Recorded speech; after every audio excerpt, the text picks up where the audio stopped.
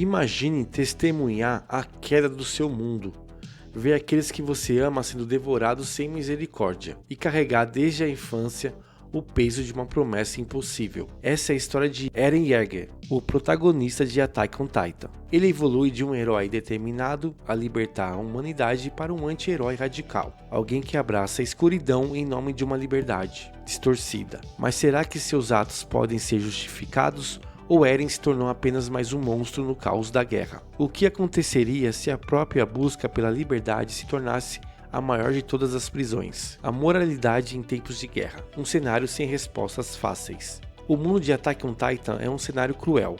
Aqui a moralidade é moldada pela sobrevivência. Dentro das muralhas, a humanidade se agarra em uma frágil esperança enquanto enfrenta a ameaça constante dos titãs. Esses seres colossais não apenas destroem corpos, mas também dilaceram sonhos e quebram espíritos. Para Eren, esses monstros são a encarnação do seu ódio, o combustível para a sua vingança. Ele prometeu matar cada um deles, logo após a morte da sua mãe. Uma cena brutal que gravou para sempre o terror dos titãs em sua mente. Mas, à medida que a verdade do mundo se revela, a linha entre herói e vilão começa a desaparecer. Os titãs, para além da ameaça física, representam um horror existencial.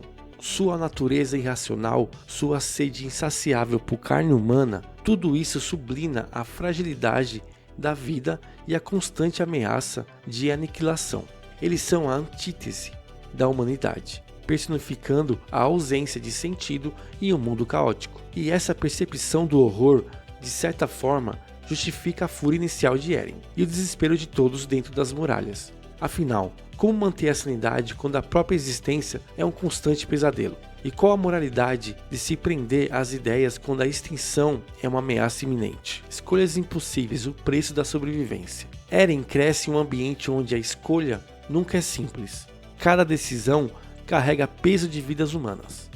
Cada passo é uma aposta com o destino para ele e seus companheiros. A guerra é um teatro cruel que exige sacrifícios extremos. É o dilema de matar para proteger, de trair para sobreviver e de destruir para criar. Eren não escolheu se tornar um soldado. Ele foi moldado pela fúria, pelo medo e pela necessidade de garantir um amanhã para os seus. Pensa nas diversas vezes em que o esquadrão de operação especiais, liderado por Levi, teve que fazer escolhas brutais, como deixar civis para trás para proteger um objetivo maior ou sacrificar membros do próprio grupo para avançar em uma missão. As escolhas aqui não são apenas individuais, elas são coletivas.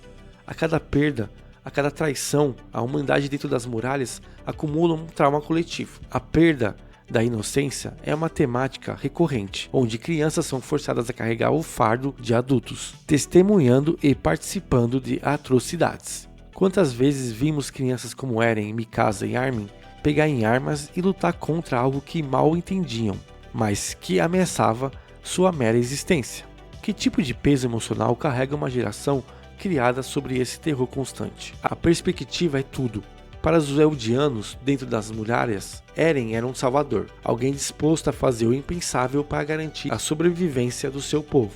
Mas para os Marelianos, ele é o demônio encarnado, uma força de destruição que ameaçava a própria existência humana. Essa dualidade expõe a complexidade moral de Attack on Titan, onde não existe mocinhos perfeitos ou vilões absolutos, apenas sobreviventes tentando encontrar sentido em um mundo devastado. Um elemento crucial que aprofunda essa relatividade é a propaganda. Ambos os lados usavam narrativas distorcidas para desumanizar o inimigo. Para os Marelianos, os Eldianos são demônios herdeiros de um povo do mal, que causou séculos de sofrimento. Uma narrativa reforçada desde a escola para as crianças como Gabi e Falco. Para os Eldianos, Marley representa a tirania e a opressão. Essa propaganda alimenta o ódio e torna a coexistência quase impossível, criando um ciclo vicioso de violência. Como podemos esperar paz quando a própria história é distorcida para alimentar o conflito? E quem detém a verdade em um mundo onde cada lado tem sua própria versão dos fatos? É fácil, como espectadores, julgar as ações de Eren sobre a ótica da nossa própria moralidade,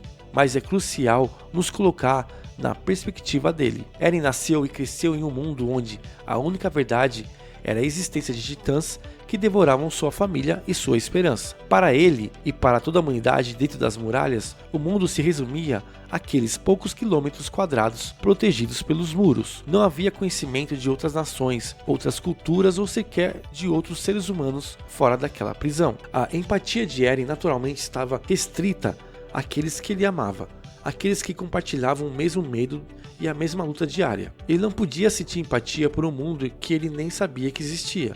A sua fúria, a sua sede de vingança era uma resposta lógica à ameaça que assolava o seu universo conhecido. Pensamos assim: se, de repente, seres extraterrestres invadirem a Terra, destruindo cidades e aniquilando populações, a preocupação primária da humanidade seria a nossa própria sobrevivência. Dificilmente alguém se preocuparia com a moralidade de erradicar esses invasores, pois a nossa existência estaria em jogo. Será que exigimos que um soldado da Terra tivesse empatia por uma raça alienígena que está dizimando a população humana? Eren, da mesma forma, estava lutando pela existência do seu povo e do seu mundo. Ele não era um genocida por escolha, mas um sobrevivente moldado por uma realidade brutal, onde a linha entre defender o seu e cometer um massacre global era existência até que a verdade viesse à tona. Compreender essa limitação de perspectiva é fundamental para analisar a complexa trajetória de Eren. No início, Eren era movido por uma promessa simples,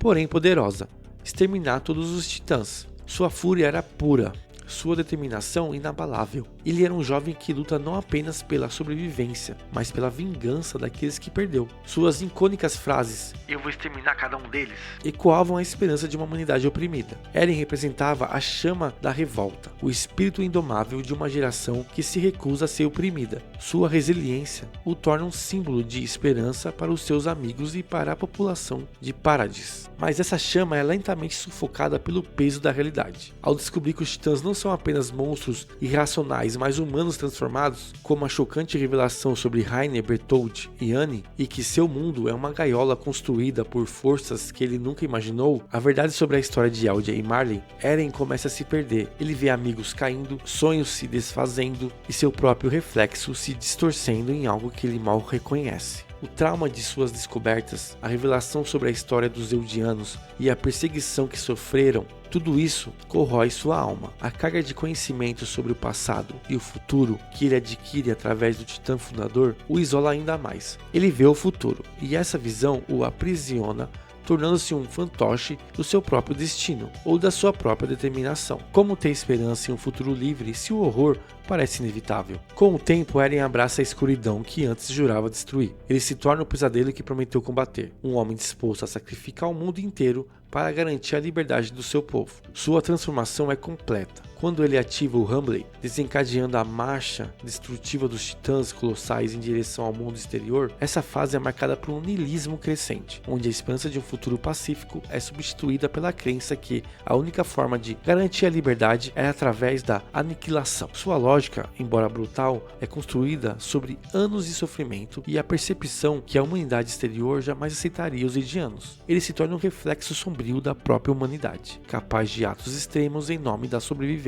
O Rumbley não é apenas um ataque, é um genocídio em escala global. Milhões perecem sob os passos dos titãs colossais, e Eren, em sua busca pela liberdade, destrói incontáveis futuros para garantir o seu próprio. Aqui, ele não é mais o herói que luta por justiça, mas o ditador que decide quem merece viver e quem deve morrer. A magnitude da destruição é inimaginável, e as cenas de devastação e desespero pintam um quadro sombrio das consequências de suas escolhas. Cidades são pulverizadas, montanhas de cadáveres se acumulam e o grito de inocentes é abafado pelo som ensurdecedor dos passos dos titãs colossais. Ele age como um instrumento da destruição, impulsionando por uma visão de futuro que, para ele, é a única salvação. Eren diz lutar pela liberdade, mas essa liberdade é uma moeda cruel que exige um preço devastador. Ele destrói a liberdade dos outros para garantir do seu povo, criando uma ironia trágica que ecoa pela história. Será que ele se tornou exatamente aquilo que jurou destruir? O paradoxo central de Eren é que, ao tentar libertar os Eldianos, ele se torna o opressor de todo o resto do mundo. Sua liberdade é construída sobre a supressão da liberdade alheia, questionando o verdadeiro significado da palavra.